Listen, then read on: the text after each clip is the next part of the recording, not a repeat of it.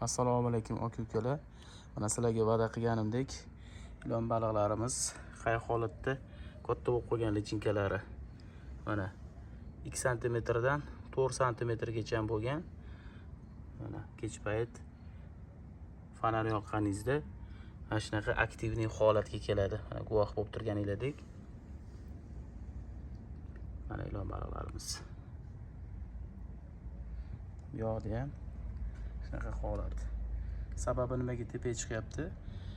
Shu fonar yoqqan paytingizda tepa qismiga shu ozuqalar, shunaqa mayda shu hasharotlar tepasida bo'ladi, shuni ovlagani keladi. Mana tagida ko'rinyaptimi? Hammasi bir tekisda chiqib keladi.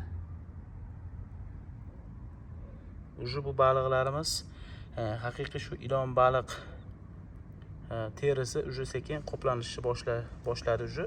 Boshida oddiy jigarrang bo'lib turadi. Keyin o'sha dog'lari, xollari paydo bo'ladi. Mana guvohi bo'linglar. Uje katta bo'lib qolgan.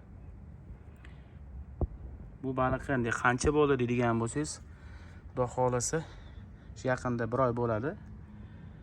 Mana shunaqa holatga olib kelib akalar, mayda shu ikradan chiqqan shu 5 kun 6 kun yurib qolgan lichikalarni olib, mana shunaqa holatga keltirib olsanglar, xudo xolasa marrasilarniki bo'ladi. Bu yog'iga o'zi juda ham bir harakatchan bo'lib, uncha-munchaga o'lmaydi ham. Baquvvat bo'ladi. Noyabr oyigacha boqsanglar, daromad ko'rasizlar. Agar imkoniyatingiz bo'lsa, keyingi yilga ham olib qo'ysanglar bo'ladi. Mana shu mayda lichinkalari mana shunaqa holatga kelgan. Akalar, hammaga xayrli kech, kuningiz yaxshi o'tsin. Boya sizlarga shu kechqurun nasib bo'lsa, imkoniyati bo'lsa, obzorini qilaman degan edim. Va'daga vafo. Xudo xolasa mana videolari sizlar bilan ulashib boramiz. Obuna bo'lmaganlar obuna bo'lishinglarni va like bosib, podpishka qilishinglarni so'rab qolamiz. Mana e'tibor beringlar. Ba'zilar katta bo'lib ketgan, ba'zilar kichkinaroq. Ochoqotlari katta bo'lib ketadi.